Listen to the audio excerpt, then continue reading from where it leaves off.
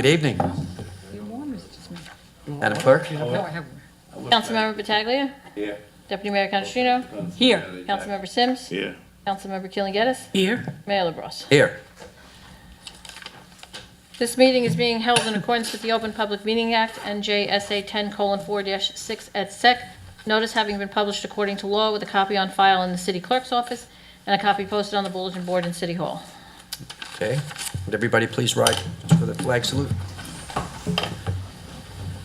I pledge allegiance to the flag of the United States of America and to the republic for which it stands, one nation, under God, indivisible, with liberty and justice for all. Thank you. Mr. City Manager, the agenda, please. Good evening. Tonight is June 27th. This is the COW meeting, Council of the Whole for the City of Hackensack. And tonight, the first presentation is a CSO presentation from Arcadis, from Vishal and Mark Dubov. Gentlemen, I'll move out of the way. Good evening, everyone. I've been told I never need a microphone, so I'm going to not try to shout. I'm going to use my voice without the amplification, if that's okay with everybody. As long as the people there can hear. But if I can talk, you want me to talk into the microphone? Yeah, you know why? We're being recorded. Absolutely, no problem at all. So thank you for the opportunity to present tonight to the city. And I just want to fill everybody in on, so Arcadis has been working for the city of Hackensack. It's an ongoing project, and we were asked tonight to provide an update or a summary of where we are with the study. This condition assessment study, as we're calling it, has been completed. We're here tonight to share those findings with the full mayor and council and the public tonight. So without further ado, let's get in to the agenda. It'll be a short 10-15 minute presentation, and then we'll be happy to take any questions that anybody has. There's the quick agenda. We're going to walk you through what was done, an overview of the condition assessment. We'll kind of giving you a report card tonight, which is interesting, hopefully, on the condition of the combined sewers in the city of Hackensack. We're going to present some findings for everybody to take a look at. And then we're going to talk about what kind of repairs are necessary to the system. But before we get into that, let's just spend a minute on, just as a quick refresher. So what's a combined sewer? The picture on the left depicts what a combined sewer really is, and it's not only in Hackensack, but all the waste, whether it be rainwater or sanitary sewer, is deposited into a single pipe, and then that pipe is deposited into a trunk sewer, which is owned by the Bergen County Utility Authority, and it is conveyed down to their treatment plant in Little Ferry for wastewater treatment. When it rains, however, the combined sewer system gets overloaded, and the combined waste, some of it continues to go to the Bergen County Utility Authority, but a portion of it is discharged to the receiving water. So because of those occurrences, the state of New Jersey has issued a permit to the city of Hackensack, and that permit permits those discharges to occur, but there are certain conditions that allow those discharges to occur. For instance, the simple one is discharges can only occur during a wet weather event. No discharges can occur to the receiving water during a dry weather event. The city of Hackensack is not alone. There are 21 communities in the state of New Jersey that have combined sewers. There are 210 permitted outfalls, and you see some approximate information there on the amount of wet weather discharges that enter the receiving waters. But tonight, I want to focus really on the combined sewers, or the combined sewer area for the city. So we're not talking about the outer fringes of the city. We're talking about the two areas that are shown here in color, kind of in a green and a beige area. Those areas are called the Court and Anderson Street combined sewer system. Those are the one pipe system, right? So one pipe is conveying both sanitary waste and storm waste. So those areas that are depicted there kind of in bold and in various colors, There's one pipe that handles both within those areas. So the inspections were done back in 2015. We utilized a zoom camera technology. You see a picture of the truck there. Simply what that is that the truck has a camera, a high-resolution camera that's mounted on the back. It is lowered into the manhole, and then visually we can inspect both upstream and downstream in the sewer. And you see the volume or the quantity of manholes and pipe inspections that were done. So here's the report card. So we used a very nationally well-known rating system, the PACP. I won't bore you with the technical jargon, but it's a pipeline condition assessment rating. And a 5 means the sewer is in very poor condition. A 1 simply means the pipeline is in excellent condition. It looks fairly new. And what I'm happy to report to the mayor and council and the citizens is, when you look at this report card, kind of look over in the far right and look at your percentages. So when you see a 5, remember that's not good, right? That's kind of a non-passing grade. But I'm happy to report that if you look at the 5s and you look at the 4s, and we're talking structurally here, your eyes should be drawn to, hey, Mark, if I add those two, that's only 9% in the very poor and poor categories. The rest of the sewers, when you go down, are in decent shape. Now, again, talking about structural condition. I'm not talking about carrying capacity, the ability of pipes to handle, tremendous wet weather flow. We're not talking about that. We're simply talking about the pipe as it looks structurally. Is it broken? And Vishal will present pictures illustrating both the structural rating system and as well as the O&M. This next graphic, which is really showing your O&M report card, has similar results. Again, your eyes should be drawn over to the far right, where you see the 5s and the 4, meaning they're in need of attention. You have a 12% and a 7%. So they are a little bit worse, 19%.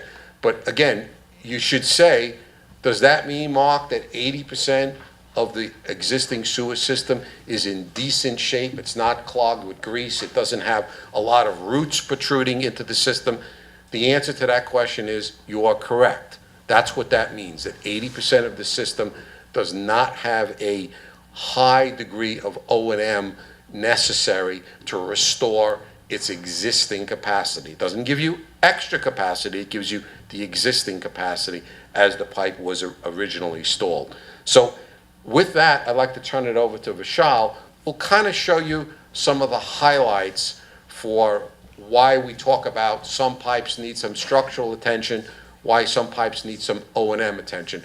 He'll provide some illustrations and further details, which will help explain the rating system and the rankings. Vishal? Thank you. Good evening. What I'm going to focus on is some of the 4s and 5s that were rated for the structural, and I wanted to give you just a more of a snapshot of what kind of defects we're finding, what kind of observations we discovered when we were looking at the combined sewers. And these are in no particular order. We just combined some of these into clusters because they were in close proximity, where the 4s and the 5s were in close proximity, and we just combined them into clusters. So the first one I'm going to discuss is the Hackensack High School cluster, and this is an approximate area of what we're looking at. It's about 1,200 feet, the entire sort of U-shaped area. But the one I'm going to focus on is this 250-foot segment that's a 24-inch sewer.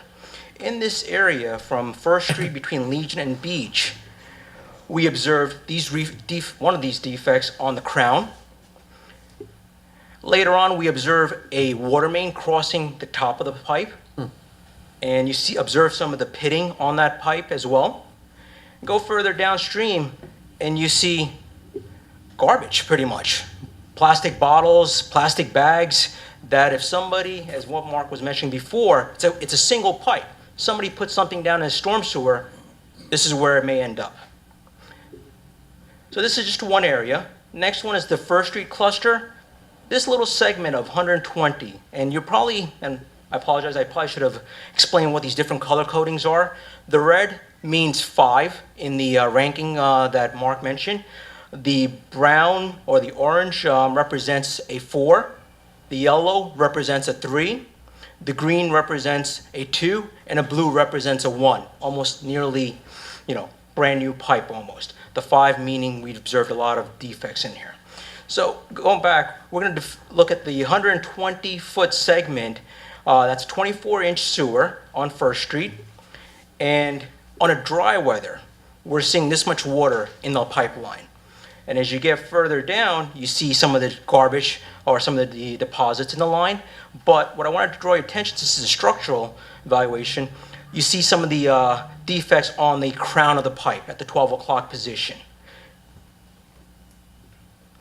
The next cluster I'm going to focus on is the State Street. This is a 48-inch sewer, pretty large size. It handles several neighborhoods. A 200-foot segment right here that's rated 4. It's a brick arc sewer. You see the crack on the crown. Some of the bricks separating from the crown, and you see the gap also forming. Now the next one in the structurals I'm going to talk about is the Passaic Street cluster. Again, a 42-inch brick arc sewer, and the 125-foot segment's right at the intersection here.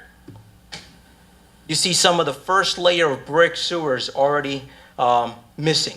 There's a second layer beyond this that's still providing some support here, but these are the areas why the national accreditation sort of rates this as a 4 or a 5, that it needs some attention. You have some root intrusion on some of these bricks that are separating. The next area, in addition to structural, this NASCO system also rates the O&M, and they follow the same rating system, 5 to 4, 5 being that there's severe blockage in the line, and 1 means it's completely clear, there's very little to minimal blockage. We're going to focus on just 4 isolated areas. There's no order to this. It's just we want to provide you with a representation of what we have found in the city's combined sewer area. The first area we're going to look at is the high school, just off the parking lot before it enters First Street. There's an 18-inch sewer that comes in, and when we were inspecting this area was completely not even flowing, and all of a sudden we saw this clear water coming in. It would last for a few minutes and then stop, almost mimicking a sump pump, turning on, draining down the water, and then stopping. So this is entering your sewer system. First Street, further downstream, a 10-inch sewer. There's grease deposits that you see along the side, and somewhere even severe. Now, your DPW crews do go out here and do, with their equipment, clean these lines, but their equipment are structured for very small pipes. They do break through this, but it doesn't clean the entire area. They need more specialized equipment that can handle bigger pipes. Railroad Avenue deposit, there's 18-inch sewer that has deposits. You see some of the deposits on the sort of the far back end of this pipe that's creating some water backup, but as you get further downstream, you see only very little opening where the water's passing through, and it's being blocked by deposits in the line. The last area I'm going to talk about is the Clinton Place. This 12-inch line has roots, and these are typical roots that we see throughout some of the city lines. Some of the root intrusion in the sidewalls coming from the crown. And the next is we took all the structural and the O&M, and we sort of identified how much it would cost the city to tackle each one of these areas. And these are just estimates based on some bid prices we received from some of our other contracts. And we broke them out by those clusters, as well as some of the isolated segments throughout the city and some of the O&M work. And you're looking at a cost that could range from about $15 to $19 million if we wanted to address all these areas. That's our summary of our findings from the condition assessments in some combined sewer area. At this point, I'd like to open it up to any questions or comments the council may have. Leo? Okay, let's see that you finished the story in 2015, and you send your findings to the city manager. That was in 2015, 1 month, September, November? We finished the study in end of 2015. We presented our report in, I want to say April or May, once we received all the databases from our contractors, in probably about May, to the previous city manager. And we've been working with the city manager and the city in presenting this information to you guys. Now you're talking about like maybe $19 million to take care of all the problems that you just report, Yes. right? Okay, can we go like in phases and attack first the area that are the worst? Absolutely. You can tackle these in phases. If there's an area that has a higher priority, you can tackle that. And the 19 million is definitely a lot of money. And we've seen some of our other clients work towards a phased approach, and it's very common to do that. So Councilman, if I could just add on to what Vishal just mentioned. So a couple of things in the permit. One was the state asked all combined sewer systems, take a look at your system, right? Which is what we've done. Then one other item that was in the permit was they asked all communities to prepare what we call an asset management plan. And let's just talk about that for a second. So what that is exactly what you just said. We're not expecting that when somebody stands up here and says there's a high price tag to do all these repairs, right, to do all these things, that it be done lickety-split in 1 year or 2 years.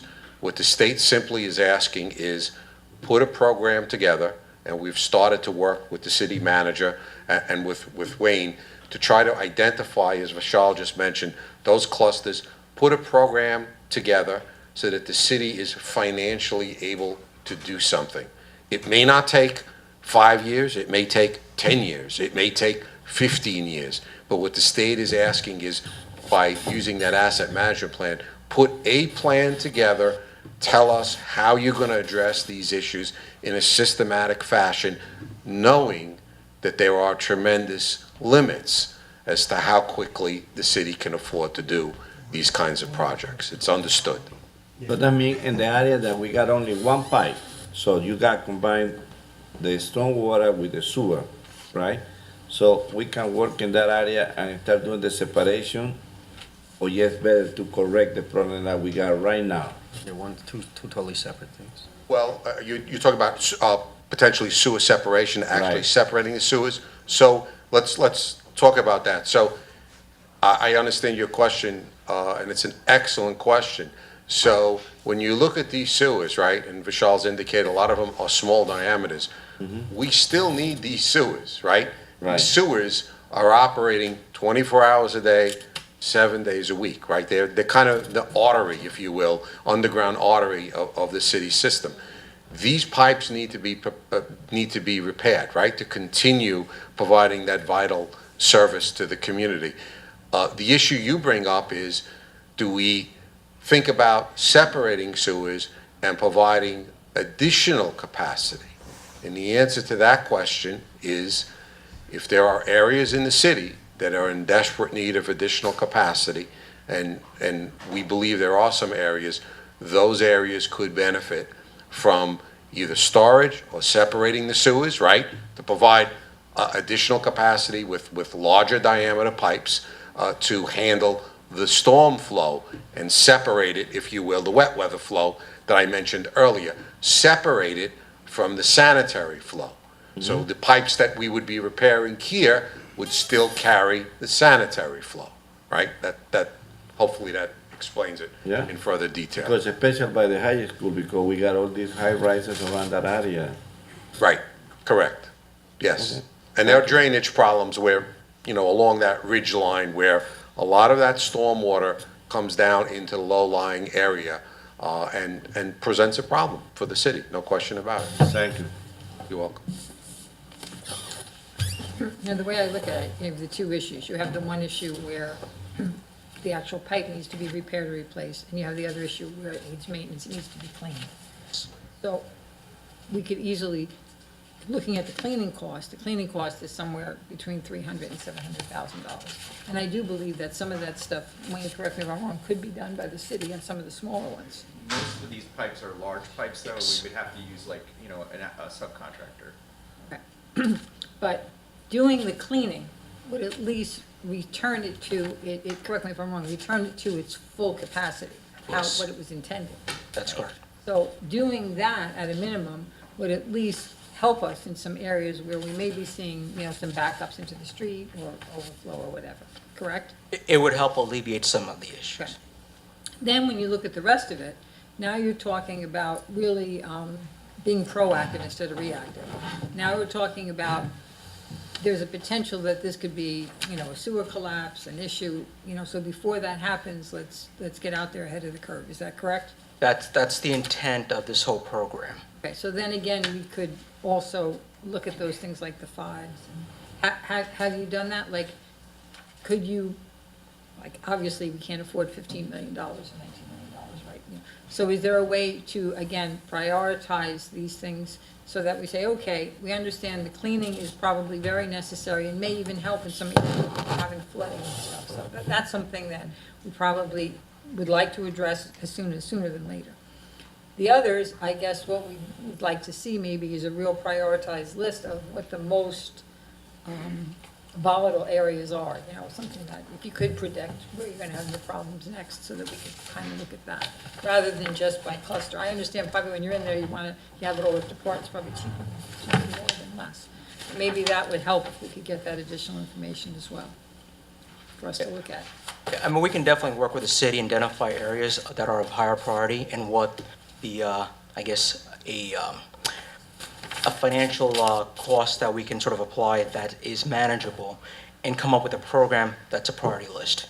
And that's something that we can, if we, I mean, we've been working very hard to alleviate any areas where our residents have been suffering because of sewer backups or flooding. So I think that if there's, you know, something here that can address some of those issues, we definitely want to know that, get that up front.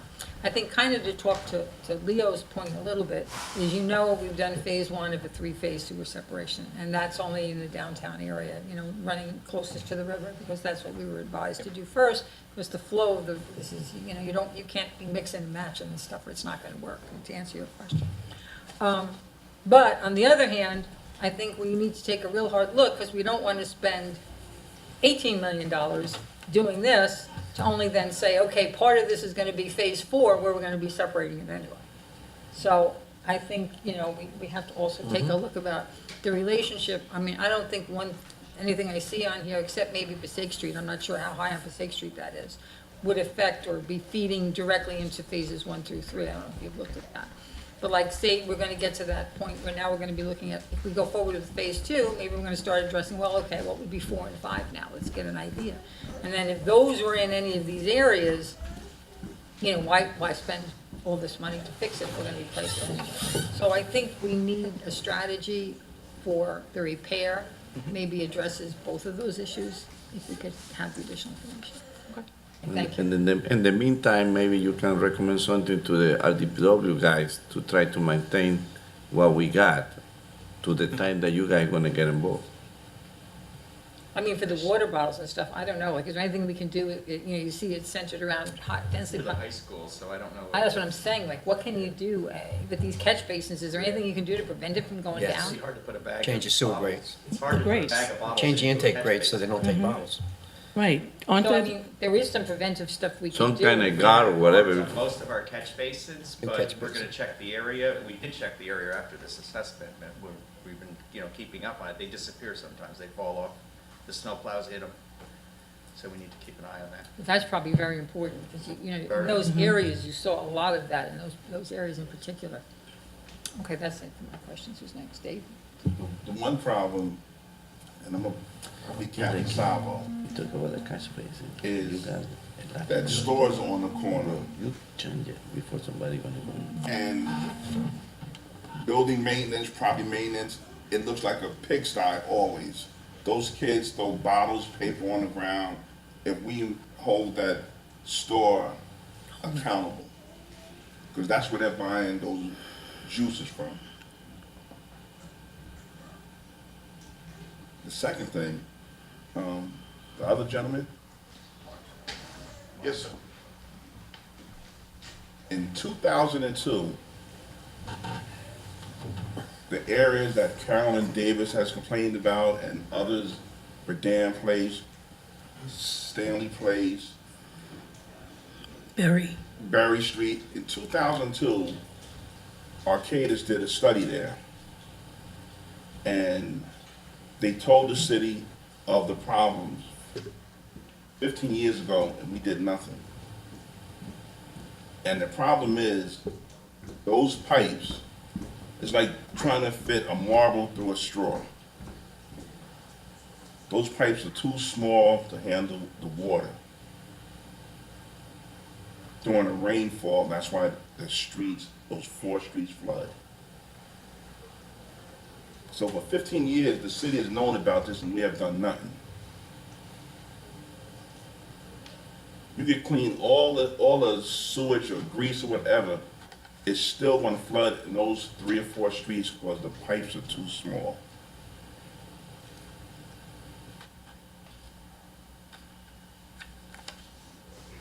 Well, it had to be a new evaluation to see what we had. Right, your study didn't include capacity, I think you said that at the beginning. Correct. Right, so Correct. These guys did it in 2002. Right, no, but I'm saying they're just, Yeah, this they particular. gave the recommendation to the city at that time, and Right, and the this city study did didn't nothing look at with it, capacity. so.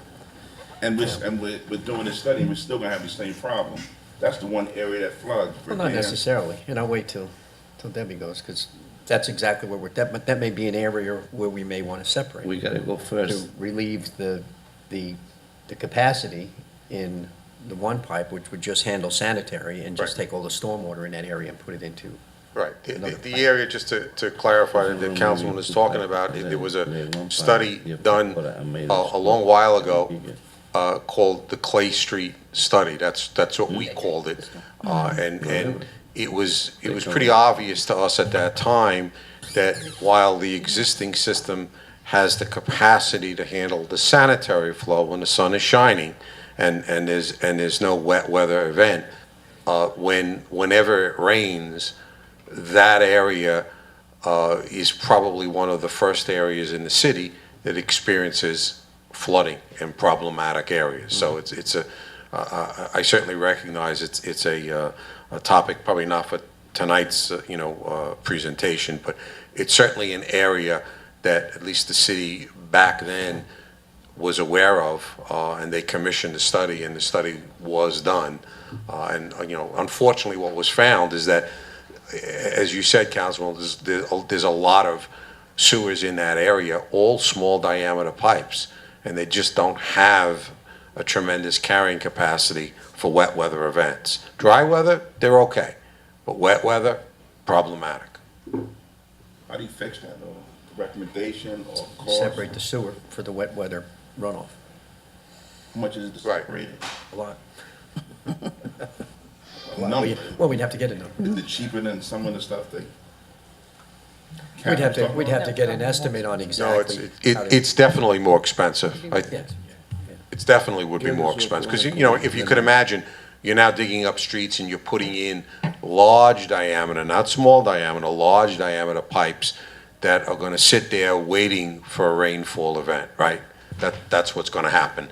Are there other alternatives? Sure, there are other alternatives. You could put a large Retention. storage tank, retention tank, somewheres in the community that would provide some relief, right? Hold that flow, hold that wet weather flow when the storm subsides, bleed that flow back through, let's use your analogy, right? Back through the straw, right, which has a very small, finite capacity, so when the storm subsides, drain that retention tank utilizing the existing straw, right, or the small diameter pipe. That's perhaps another alternative that could be looked at. Is that cheaper?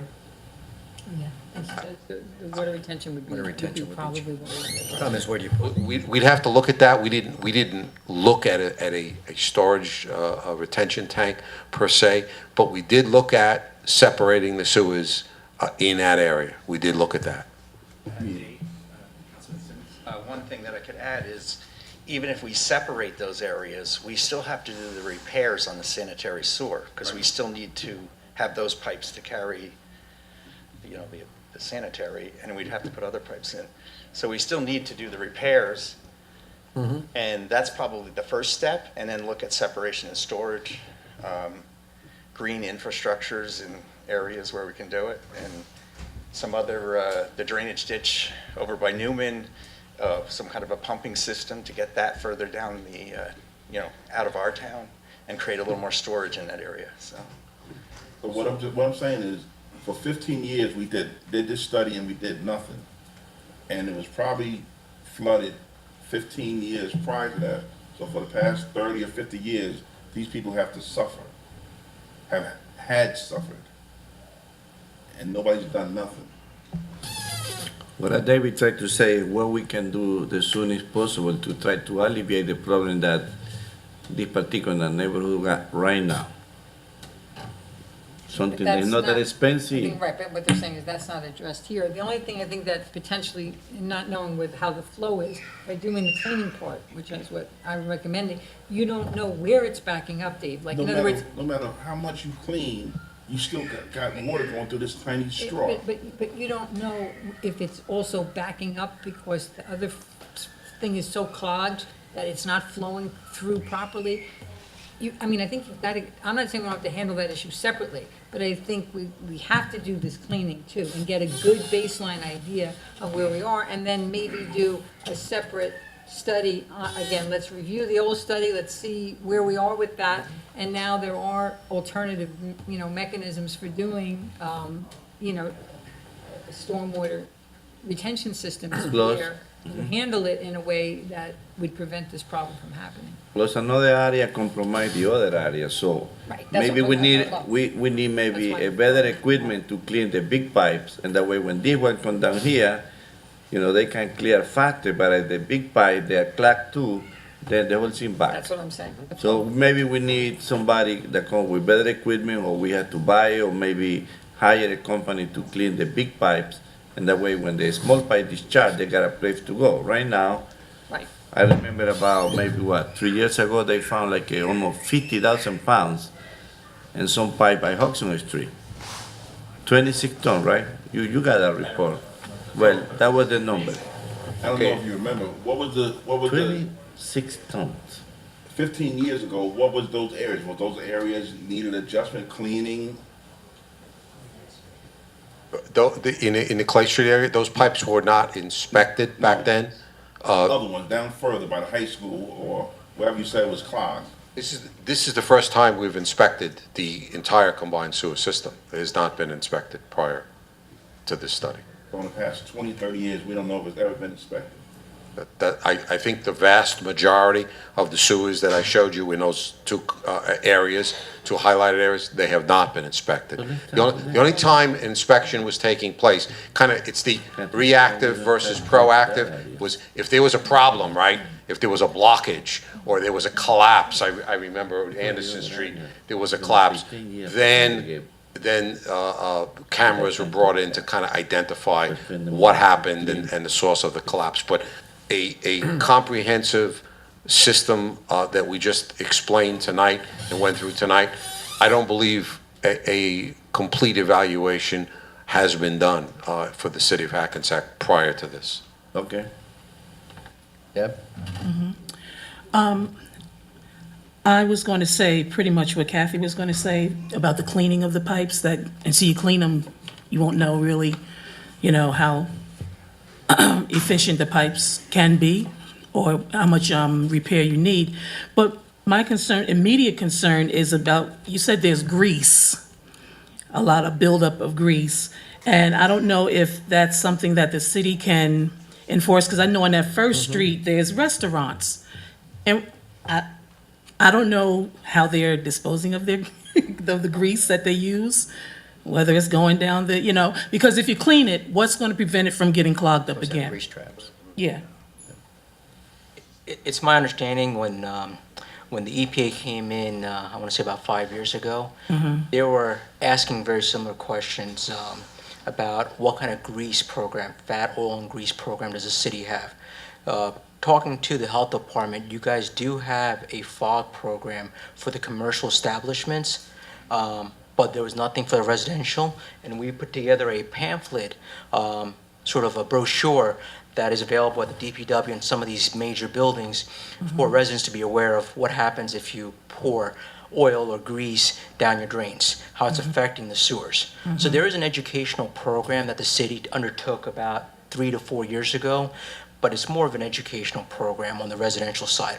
On the commercial side, you do have, I believe, 2 ordinances that require a grease trap and a biological treatment for commercial establishments, depending on what type of commercial establishment it is. Now, grease trap, what do you mean by a grease trap? Basically, all the oil would go into a containerized that has some kind of I guess a degrading property. Like a barrel type thing? Yeah, Okay. very similar. Yeah, Barrel, I see. and they pump those barrels out on a regular basis, and they have to keep a maintenance log. And I believe if there's a violation, or if they get called upon, the health official inspects those areas and looks at those logs. Now, for the high school, school force main, you said you were looking at it and there was nothing coming through, and then clear water came through. Can you explain that a little bit more? Yeah, it was interesting when this was a sort of a zoom camera technology, so you could see the entire length of the line that is visible. And as they were inspecting this, for several minutes, there was no flow. All of a sudden, there was a constant flow coming in at a very high volume. And after a few, I would probably say maybe about 30 seconds, maybe a little bit longer, it would just trickle down to nothing. Do you know why? We did not go into the high school to inspect it, but based on some of our experience, it's almost indicative of a sump pump just being drawn down. If you have a wet well that's just collecting groundwater, it just draws it down so it doesn't back up into the basements or any kind of lower elevated areas. So once the water level reaches a certain point in those sumps, it just drains it down, and once it gets down to a certain point, it stops. It almost mimics very similar type of behavior. So if I can add to what Vishal was saying is, so why did we highlight that for you folks? Again, back to the great discussion, and I thank you for your comments and your attention on this. You know, that's clean water. It appears to be clean water that's entering the city's combined sewer system, which then ultimately the city pays Bergen County to treat. And the suggestion here is to simply remove that discharge from the combined sewer system. If it is in fact clean water, that water could be maybe stored somewhere in an underground cistern, let's call it, right? Which is nothing more than a tank. I'm trying not to get too complicated with the terminology, but that water could then be reused to irrigate, ball fields or what have you there.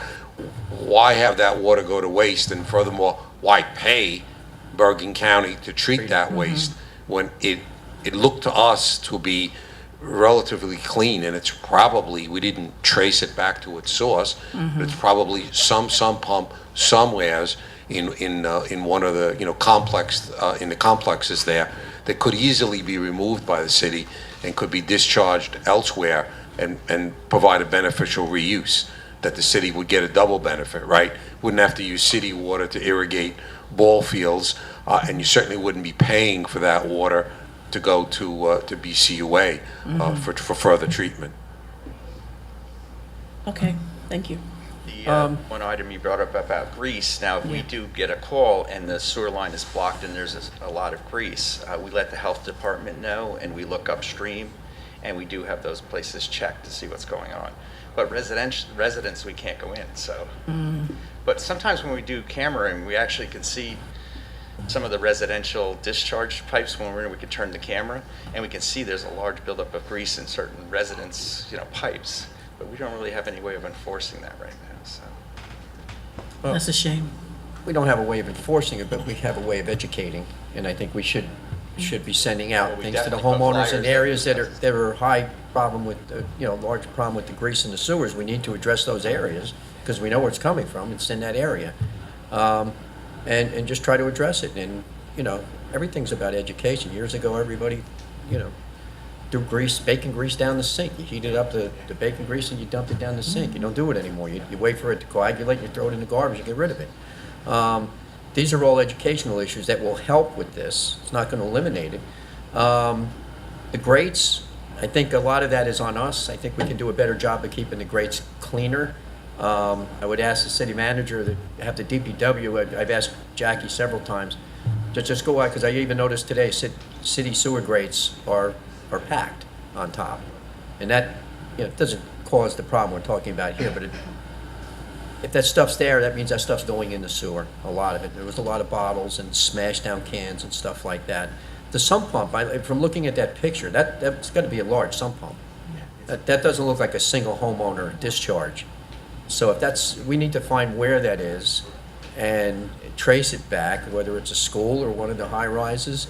If they're eliminating that kind of water into there, number one, they should be paying for whatever the calculated flow would be, if they're a high discharge of water going there. But like you said, we can use the water for other things. They could use it to irrigate their own property.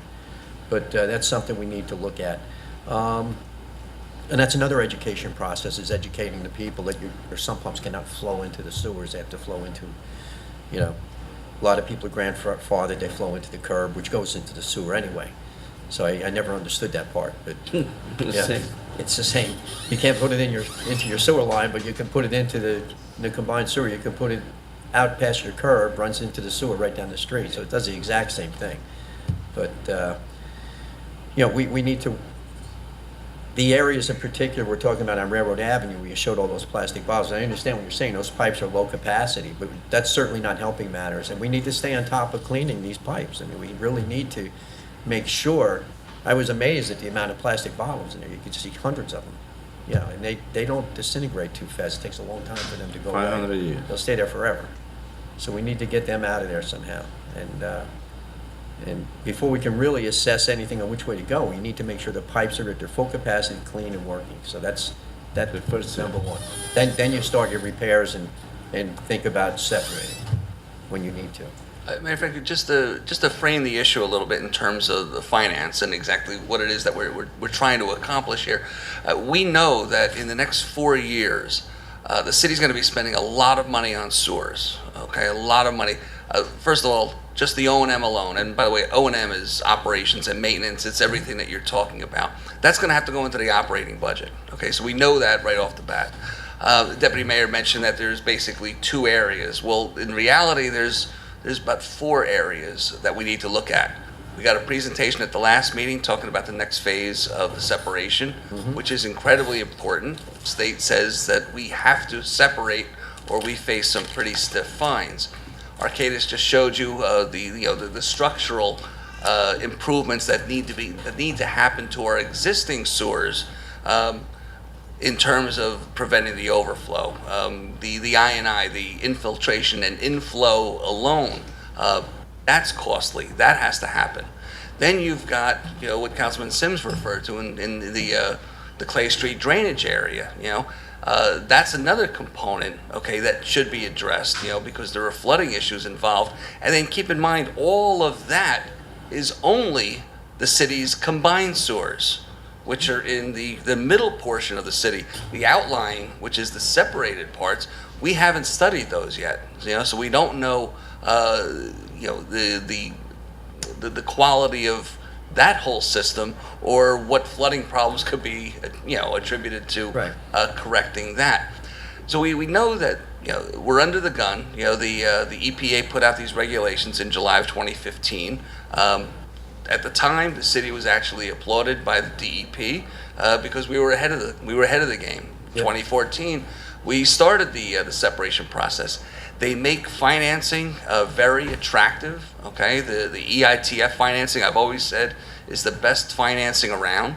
Besides principal forgiveness, which we've already gotten $1 million worth, we'd be eligible for more. 3/4 of any EITF financing is at a 0% interest. The remaining 1/4, the fund itself finances it, so we use serial bonds backed by them. They have a AAA credit rating. So all of this, what we're trying to look for is that, the city manager has said that we are going to be talking about goal setting very soon. The problem that we have here is that, like I said, and I use this example when we met with Arcadis, is if we had $100 million, we could address all of the city's sewer problems. We could separate the sewers, we could correct all these problems that you saw, we could take care of the Clay Street drainage area. We could do everything that we need to do for sewers, address all of the flooding issues in the city that are caused by sewers. We don't have $100 million.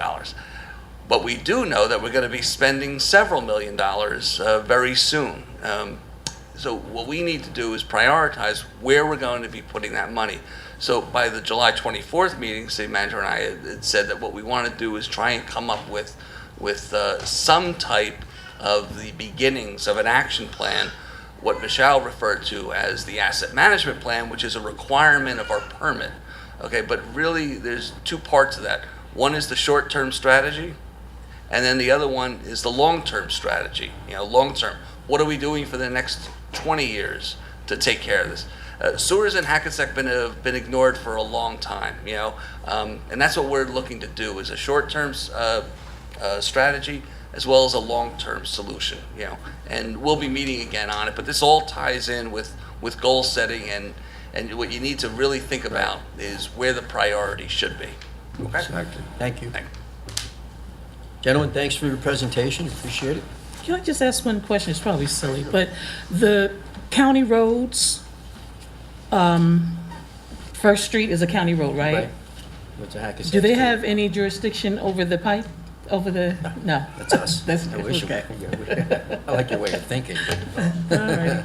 Good question. You own the pipe. I would definitely recommend outfitting all the sewer grates in that area with the bottle guards on them. Just for the record, I want to thank all the gentlemen. They did a great job. I just got to sit and watch the show. I didn't have to get involved. It was a wonderful event for me. In all candor, when this first issue came up to me, I was unaware that this study had been done in 2002, which was 15 years old. So was I. Councilman Sims is absolutely correct. So when we had our meeting, the discussion was for Arcadis to review that plan and come forth with some suggestions on how we would address the flooding conditions. Because that seems to be a primary concern, because how it affects residents and their property value. The combined sewers also gets treated by a sewer plant, so we pay that cost for the sanitary efforts of that groundwater, which obviously costs the city money also. So hopefully by the 24th, we're gonna come up with a plan. Jim and I have spent, I'd say, a couple of hours alone, just on this subject alone, trying to figure out how we're gonna do this. But Councilwoman Geddes and the Deputy Mayor both bring up the point that till you clean this, you really don't know. So we're gonna take this challenge on, obviously with the approval and direction from the Mayor and Council, but I hope to have some answers for you folks on the 24th. Very good, thank you. Number 2. Okay, number 2 is a resolution requesting approval to extend the 2% cap by the state legislators on police and fire arbitration contract awards. Number 3 is a aggregate energy procurement cooperative plan with the county of Bergen. Now, there's several of these plans. Most of them involve residents to have their electric and gas purchased from a group rate, and basically they go out, it's almost like a Costco deal.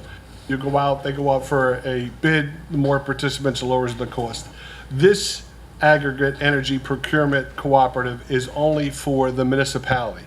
So the city of Hackensack, if approved by the mayor and council, will outsource our purchase through Bergen County for a group rate for the city's needs for energy and gas, not residents. Number 4 is a resolution for the temporary judge appointment for municipal court. This occurs, I've been advised, almost yearly, and this judge is basically to be used over and above because of the overload that the municipal court gets during the year. And the judge approved is Judge Richard Takavorkan. Tagvorian. Sorry? Tagvorian. Tagvorian, thank you. Something like that other guy. Yeah, I think that's where my confusion, I'm showing my age. Will be approved if the mayor and council obviously approve this resolution. And the final issue that I have for tonight's COW meeting is the discussion of the Lot C redevelopment agreement.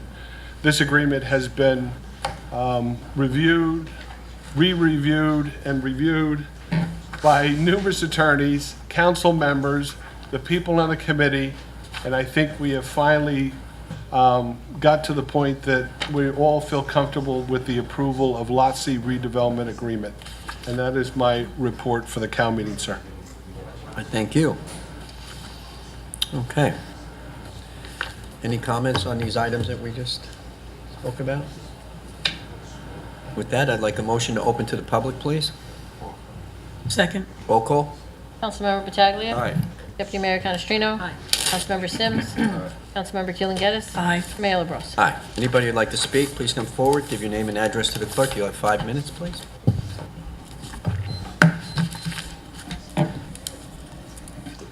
Regina DePasqua, Parker Avenue. In the past, we used to have the COW agenda online prior to the meeting. Is there any way that could be done again? I have no reason to see not. I mean, I don't see why not. Okay, because I'm sure some people would have been interested in that presentation, and they know the Arcadis presentation. The one good thing is the COW meetings are now televised. Yes, but they'd like to have input. I'm just saying, but I it is know. televised. Yes. So That's my second thing. Was there a resolution to do that?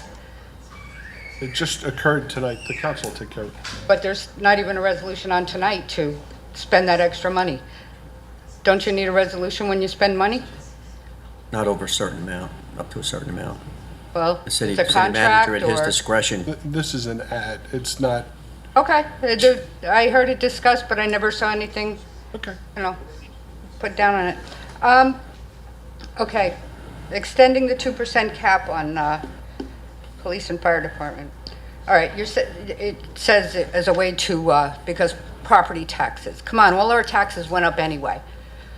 And you're spending millions of dollars on a dome and an M&M building, which is going to need more police protection, both of them. Need more down there right now. I don't know why you're taking this, even though it's just formality, really, but you are taking that stand that the 2% cap should be extended. And penny wise and pound foolish. We're going to need our police. We need senior police, and we're losing them. We're losing them. We need it. And to just take that jab at them just doesn't seem right to me. But everybody that I know, except for one or two condo people, their taxes, the estimated, went up 15, 16, 20%. I'd rather pay police. Anybody else from the public? Can I make a question to the Yes. CFO? Jim, let me ask you something. The increase in taxes, right? What is the percentage?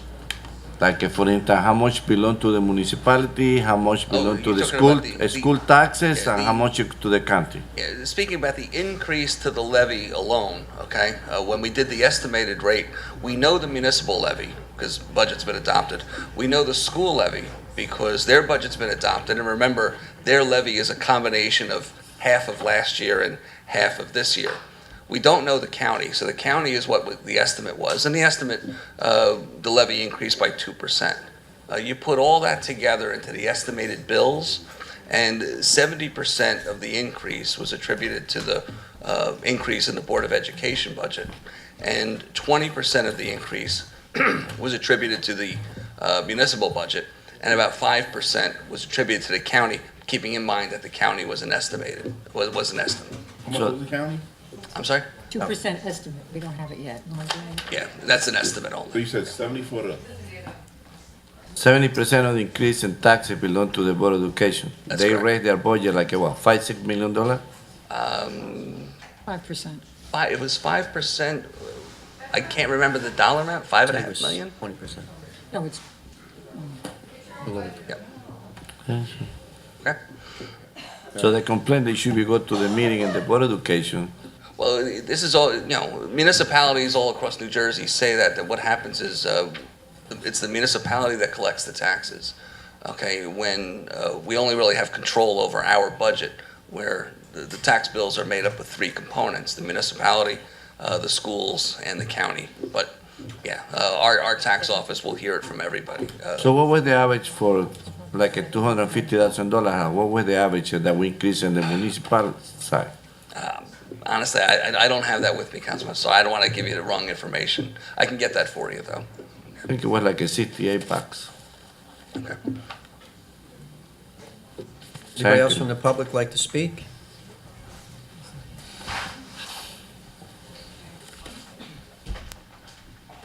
Yes, my name is Patricia Henry. I'm from Spring Valley Avenue. I ran into a friend recently who asked me if I'd looked at my recycling calendar for news about leaf pickup. And I said no, I hadn't read it. So I went and looked, and sure enough, there's a comment in the calendar, printed right in the calendar, that says, this fall, you're not going to be picking up leaves anymore. And that if we're so lucky to be one of the first few people to come forward, we'll get free brown paper bags. That's not true, Mrs. Henry, but go ahead. Well, it's printed in your calendar, it says. It says that we were asking people, originally it says we were making it mandatory to bag, which we're not going to do anymore. I wish I had the calendar with me, because it wasn't worded that way. They were not picking up It made it leaves? sound as We're though, not going to adhere to that. I think the calendar does say what she's, The calendar Counter's says incorrect. we ask that people put them in bags, we no longer be picking them up in piles. yes, Right. well, We'd be supplying the bags, but there's been discussion since then where that's going to be voluntary with the bags, and we'll still be picking up the piles of you leaves. will be picking up leaves. Absolutely. But I wanted to hear that on the record. That's 'cause on the record. I can't pick them up. No. Okay, And thank that's the you. reason. I said there's people out there that can't bag their leaves. No, I can't. But it does create a problem, just so you know, environmentally, because the leaves are in a street, we get heavy rainfall. We just had a big presentation on our sewers. Yes, I caught the tail end of that. It goes down into the sewers and causes Mine typically havoc. stay right where they are. All right, no, I until appreciate it, someone but comes and gets it. we definitely will be So that's picking up not going to leaves. be an issue on the record, it's not going to be On an the issue, record, they'll be we just- picking up leaves. There's actually a My letter landscaper drafted said that he's gonna hasn't charge gone out me yet. $600 to bag them. Right, Okay, right. I'm happy with that, thank you. You're welcome, man.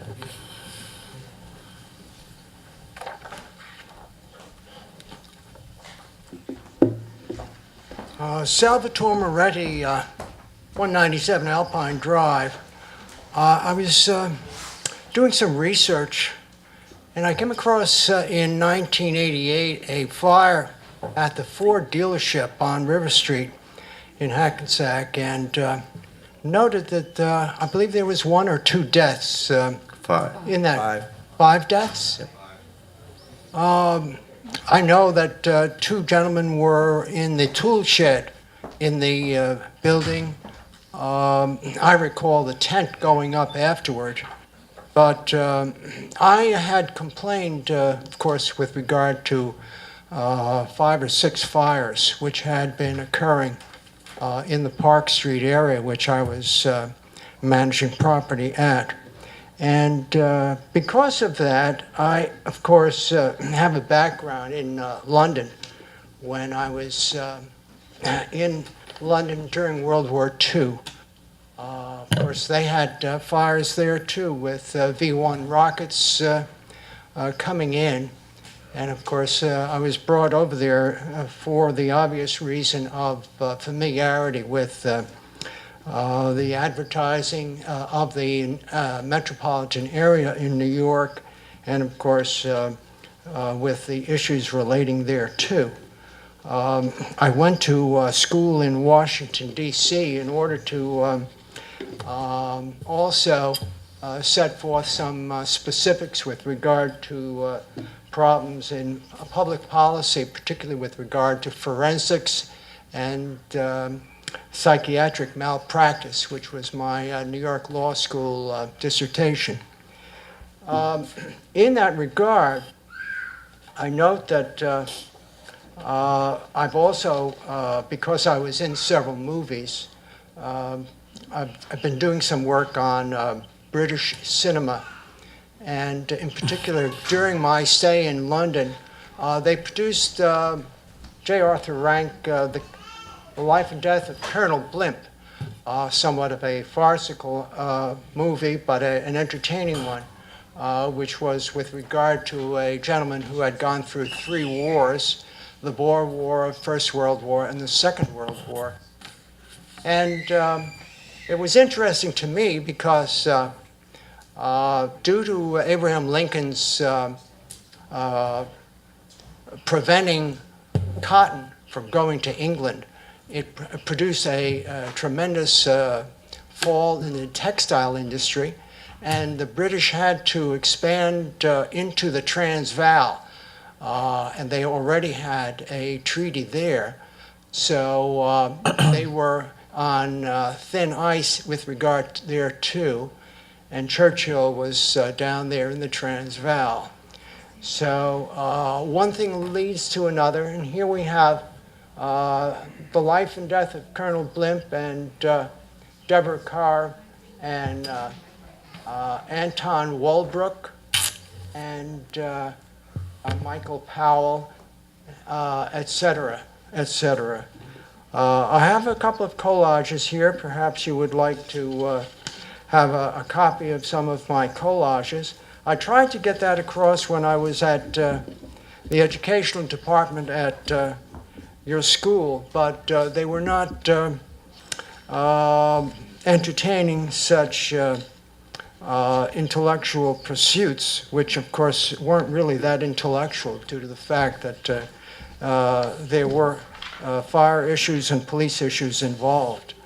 I, of course, being used by the FDR New Deal administration as a type of wandering Lanny Budd, did some work on the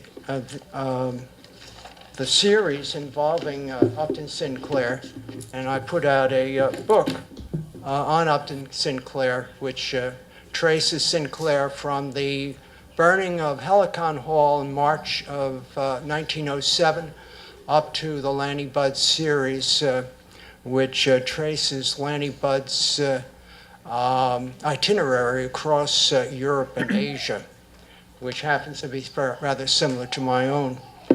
I would offer these now for your attention and perhaps for your suggestions with regard to both police matters and social matters. If you would give those to the city manager, Mr. Moretti, we thank you for your time, but your 5 minutes is up. Thank you. Anyone else from the public here to speak this evening? Seeing none, motion to close to the public. Offer. Second? Roll call. Councilmember Pataglia. Aye. Deputy Mayor Canestrino. Aye. Councilmember Sims. Councilmember Keeling Geddes. Aye. Mayor LaBrus. Aye. Your motion to go into closed session. Offer? Roll call. Councilmember Pataglia. Aye. Deputy Mayor Canestrino. Aye. Councilmember Sims. Aye. Councilmember Keeling Geddes. Aye. Mayor LaBrus. Aye. Whereas the mayor and council of the city of Hackensack deem it necessary to discuss certain actions under section 7B7 and 7B8 of the Open Public Meetings Act, which pertains to matters falling within attorney-client privilege, ongoing litigation, and personnel matters concerning the employment of a current or prospective public employee. Whereas the mayor and council of the city of Hackensack is of the opinion that such circumstances may presently exist. And whereas the mayor and council wishes to discuss the following issues: personnel matters, ongoing litigation, matters involving attorney-client privilege, matters involving the purchase, lease, or acquisition of real property, any pending or anticipated litigation, and contract negotiations. Now therefore be it resolved that the mayor and council of the city of Hackensack deem it necessary to exclude the public from this discussion. The outcome of the discussion will be disclosed within 90 days, or at such time as the interests of the city do not require confidentiality. Litigation? I don't. I have some contract negotiation issues that need to be discussed with you, but not actual litigation. Okay. That's it. We're good? See everybody right around 8 o'clock. Thank you.